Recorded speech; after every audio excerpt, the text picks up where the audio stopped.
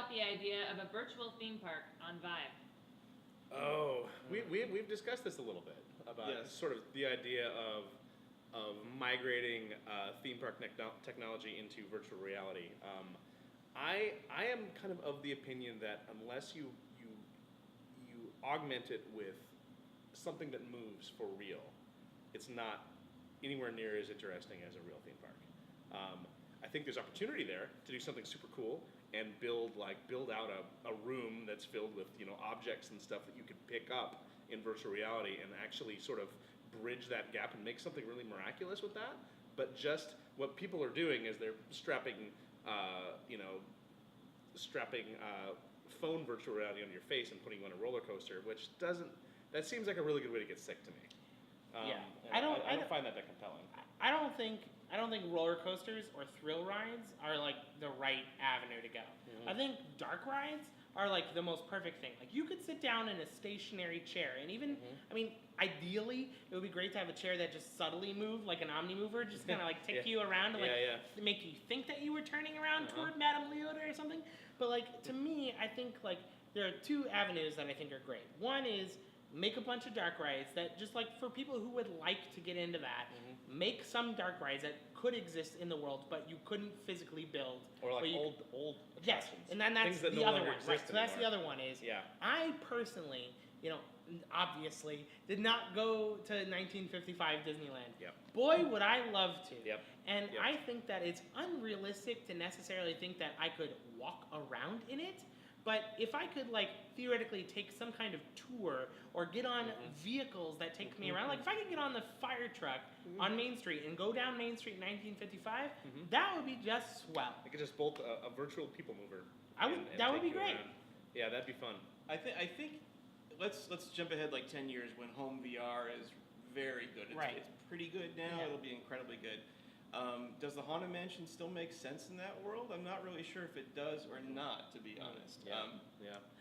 What I think will still make sense is wanting to go out and do things with family and friends. And so I think parks need to cater to that first and foremost. And that's one thing that is hard in VR. You can't really do it in VR, even if you have sort of avatars. Well, it's not the same as hanging out with your family outside. You're right. But I would say there's more to it than just the people. It's not just the attraction like going into the Haunted Mansion. It's also like being in a themed space and being able to physically walk around has so much more appeal than just sitting or standing in a location. I mean, VIVE, you get a 10 by 10 space or something, but it's not quite like, you can't really super walk beyond that. So I don't know how you build like a treadmill in infinite directions. And those do exist. Sure. They're like treadmills you can walk around in a circle into, but it's like, it's so nascent at this point. Yes, but it's not, I guess what I'm saying is it doesn't fill the void because I can't walk up to the Cozy Cone and get a soda and,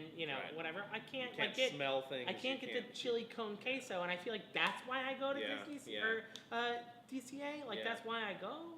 Well, I mentioned the Haunted Mansion a minute ago, whether it was still interesting in 10 years, and I'm actually ambivalent on that topic because part of me thinks, you can do a much better Haunted Mansion in VR. But there's another thing that goes on in people's brains where they kind of grade on a curve on these different experiences they have, where it's like, okay, in VR I can put like a very realistic looking ghost that pops up right in front of me. What's a realistic ghost look like? I don't know. Very plausible ghost, let's say that. A very plausible ghost. Shane, woo. But then part of me is like, well, it's VR, of course. You can do that. Yes. But whereas if I see that same thing at the Haunted Mansion, I'm like, wait, how did you do that? People scale for that. It's like seeing the Emporium windows where they have the animation. You don't look at those and say, I can see the wires on those figures. You just think, I can't believe they built that in that space. Building something with realistic constraints, I feel like has so much merit. And if you just go, okay, well, I can do this, it's still very cool. Don't get me wrong, like, every CG movie is still rad. Every animated film is still very impressive.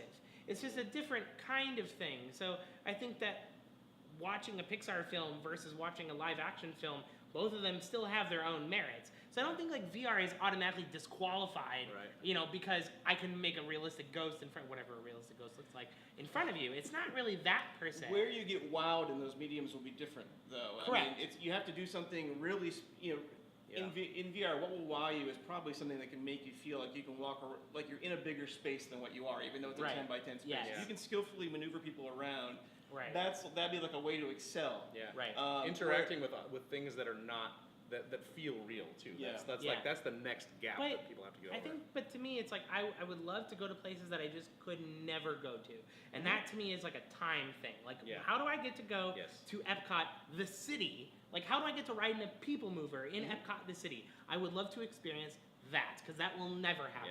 Yeah. Yeah, that. That. That's a great question. Thanks, Jill.